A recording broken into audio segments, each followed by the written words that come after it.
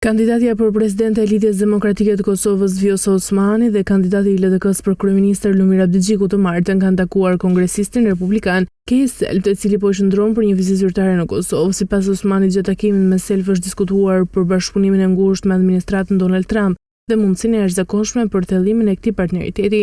Në takimin tonë të përbashkët e falenderuan për qëndrimin e tij të qartë në mbështetje të sovranitetit dhe integritetit territorial të Kosovës, antarësimin tonë në NATO dhe fuqizim të paqes dhe stabilitetit në rajonin tonë.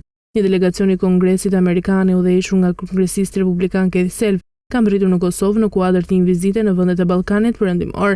Delegacioni kaloi pasditën në kampin ushtarak Bundestel, ku u prit nga ngarkuara me punë ambasadën e SHBA-s në Kosovë, Ano Patipati. Sipas njoftimit të ambasadës amerikane, delegacioni u takua me ushtarët e komandës rajonale lindje të KFOR-it dhe grupit mbështetës për Ballkanin, të cilët shërbejnë në kampin e Bundestel. Pas mbërritjes në Kosovë, delegacioni kishte vizuar të martën paradite luginën e Preshevës.